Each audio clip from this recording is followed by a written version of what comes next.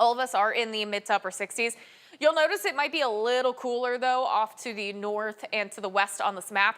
That's because they've been getting some showers and storms. However, this continues to kind of fizzle apart. It's not really looking like it's got too much activity within it. We had actually, I was tracking it this morning, quite a bit of lightning strikes within it, and now it really continues to just fizzle out. So we got a couple of light showers that are going to push through for this morning, but this will be it for the rest of the day. I think once we get to around 10, 11 o'clock, most of the area should stay dry or be dry, and then we'll stay dry for the afternoon. And you can see that on FutureTrack. Even FutureTrack tries to push most of this off to the north too. But I do think we are going to get some sunshine for the afternoon. Highs are going to be in the mid to upper 80s, so pretty muggy out there, pretty humid, or pretty warm for sure, summer-like. As we get into tonight, though, we are going to track in another line of showers and thunderstorms. Could bring in some gusty winds with some of these storms, although, once again, not looking like the most impressive line for us, and most of this is going to be pushing in pretty late. So we're talking about 11 o'clock or later, and then out of here by 5 o'clock tomorrow morning. So your morning commute, most of us should have a dry commute. We'll once again get warm for the afternoon as we work in some sunshine. That could build in some storm energies. We'll be in the low 80s. One thing that we are going to watch out for tomorrow, and the biggest uncertainty with tomorrow, is going to be right here. By the time we get to around 5 o'clock, do we get enough energy to be able to break through what we're going to call a capped environment? I'm expecting that for tomorrow too, but do we get enough energy to be able to spark a couple of what we call prefrontal storms, which could cause a couple of disturbances across the area too.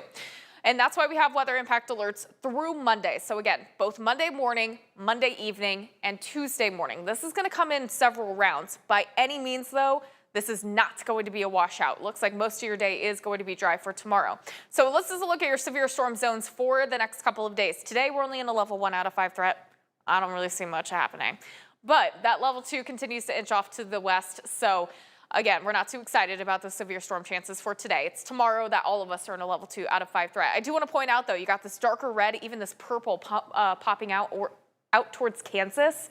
That's going to be the highest levels, especially of tornadic activity for tomorrow. So that's some good news for us. We could definitely get a quick spin up, but I still think the primary concerns for us here definitely going to be some damaging winds, but maybe some quarter-sized hail associated with some of those storms too.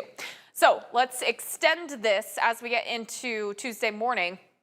This is going to start to shift off to the south and east. So once we get to around, I'm going to say Tuesday, 8, 9 o'clock, we'll dry out. We're going to cool down. It'll be quite refreshing through the middle of the upcoming week.